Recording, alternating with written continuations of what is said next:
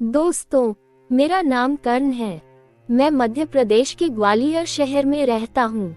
ये कहानी पिछली साल ठंड की है। हमारे परिवार में मेरे अलावा मेरे पिताजी, माताजी, 2 छोटे भाई बहन ही रहते हैं। मेरे चाचा चाची की फैमिली में उनकी बड़ी लड़की प्रिया, अन्नू और छोटा भाई नितिन थे। ये कहानी मेरी और अन्नू के बीच की है। अन्नू 11वीं क्लास की पढ़ाई कर रही थी। मैं अन्नू के बारे में बता दूं कि वह देखने में सुंदर और अच्छी कद-काठी की है।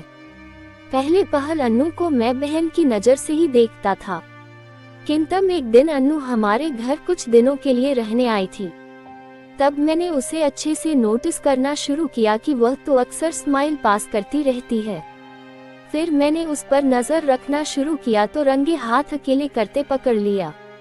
वह घबरा कर भाग गई। तब से मेरा अन्नू को देखने का नजरिया बदल गया। मैं अब उसके आसपास ज्यादा घूमने लगा और समय गुजारने लगा ताकि मुझे अटेंशन मिल सके, किंतु मौका लंबे समय के बाद ही मिला था। उन दिनों ठंड का टाइम था तो सभी लोग छत पर खुली धूप में आने लगे थे। मैं भी भीड़ में ही अक्सर मिल पाता, और जब घर वाले छत पर होते और वह तैयार होने के लिए जाती तो कई बार डोर के होल से छिपकर सब नजर मार लेता। मेरा समय तो बया से कट रहा था। मैंने कई बार चिड़िया और कबूतर के दर्शन कर लिए थे, किंतु एक बार मैं पकड़ा गया। उसके देख लेने भर से मेरी तो डर के मारे जैसे जान ही निकल गई। मैं नीचे भाग आया और अपने कमरे में जाकर अपनी पिटाई होने का इंतजार करने लगा। मुझे डर था कि मेरी चोरी के बारे में वह सबको बता देगी तो पापा से बहुत पिटाई होगी। वह नीचे आए और उसने किसी से कुछ नहीं कहा। मुझे जरा देर के लिए शांति मिली कि अभी तो बच गए। फिर मैं 2 दिन तक दूर ही रहा। जब मुझे पता चल गया कि उसने ये बात घर में किसी को नहीं बताई तो मैं सहज हो गया। अब मैं आंख बचाकर देखता, किंतु वह भी अब देखती। पहले पहल तो सब अजीब लग रहा था, किंतु अब उसकी समझ में ये बात आ गई थी कि मैं किस नजर वाला आदमी हूँ। एक दिन वह अंदर कमरे में कपड़े प्रेस कर रही थी। मैं छत से उसको देख रहा था। उसकी नजर इधर पड़ी तो चेहरे पर हल्की हल्की मुस्कुराहट थी। यह मेरे लिए ग्रीन सिग्नल जैसा था। अब तो मैंने सोच लिया था कि कैसे भी करके अन्नू से काम निकलवाना है। अब मैं मौके की तलाश में घूमने लगा। फिर एक दिन छत पर मैं मोबाइल चला रहा था। वह बोली, भाई मुझे भी बताओ, क्या देख रहे हो? मैं बोला, कुछ नहीं। फिर मैंने उससे पूछा, क्यों, क्या हुआ? वह बोली, कुछ नहीं। मैंने दोबारा पूछा, तब भी बताओ तो कि तुम्हारा क्या इंटरेस्ट है, कोई मूवी या कुछ और? वह बोली, कुछ अच्छा सा दिखाओ।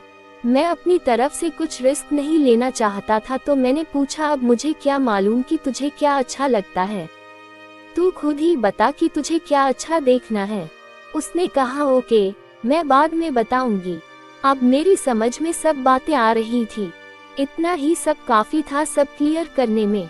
फिर एक दिन मेरी मम्मी और चाची मार्केट गई थी। पापा चाचा भी घर पर नहीं थे, बस मैं, भाई और मेरी बहन थे। मेरे भाई और बहन नीचे टीवी देख रहे थे। मैं और अन्नू ऊपर कमरे में थे। तभी उसने कहा कि भाई तुम बाहर जाओ, मुझे तैयार होना है। मैंने कहा, मैं बाहर नहीं जाऊंगा। मैंने मुंह घुमा लिया और वह तैयार होने लगी। मैंने चुपके से देखा तो वह डांटने लगी कि यह सब सही नहीं किया तुमने। मैंने समझाया, कुछ नहीं होता। उसने कहा, हाँ भाई, लेकिन आप प्रॉमिस करो कि किसी को बताओगे नहीं। मैंने कहा, नहीं पगली, तू तो मेरी प्यारी बहन है। तभी उसने कहा, अन्नू बोला करो बस, यही बहुत है। मैं सहम गया। तभी मैंने पूछा कि क्यों, मैंने क्या गलत बोला? तभी उसने सामने से ऑफर रखा और कहा कि मैं कब से बताने की कोशिश कर रही हूँ, किंतु तुम समझ नहीं रहे। तभी उसने भी मेरे मन की बात की मुझे चाहिए। मैं मुस्कुरा दिया। उसने कहा कि डरती हूँ कि किसी को कुछ पता चल गया तो मैं मर जाऊंगी। मैंने कहा, बताएगा कौन, तुम? वह बोली, नहीं। तो मैंने बोला, मैं भी नहीं बताऊंगा। सब कुछ क्लियर हो गया और अभी प्रोग्राम चला ही था कि किसी के आने की आवाज सुनाई थी, तो हम चौकन्ने हो गए। ऐसे 2 महीने गुजर गए। फिर मैंने अन्नू से कहा, अन्नू घर पर सब लोग रहते हैं, कहीं बाहर चलें। वह बोली, कहाँ? मैंने कहा तुम कल ट्यूशन मत जाना, मैं आ जाऊंगा। उसने कहा ओके। अगले दिन मैं सुबह 8 बजे उसे लेने चला गया क्योंकि उसकी ट्यूशन 8 से 11 बजे तक की होती थी।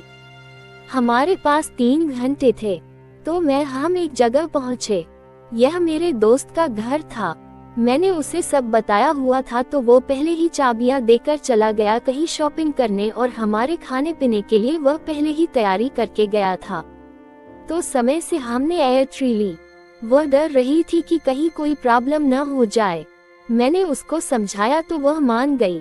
फिर क्या था, सब मेरे प्लान मुताबिक हुआ और कई बार खेल खेला गया। कईयों की किसी बात का कोई डर नहीं था, किंतु फिर भी वह डर गई तो मैंने उसे समझाते हुए कहा, घबरा मत, आज ही शुभ मुहूर्त है, सब काम हो जाएगा। थोड़ी देर बाद उसने भी गेम में पांव जमाने शुरू किया और उसने सब दाव पेच अच्छे से खेले जैसे कि वो एक सीखी हुई खिलाड़िन हूँ।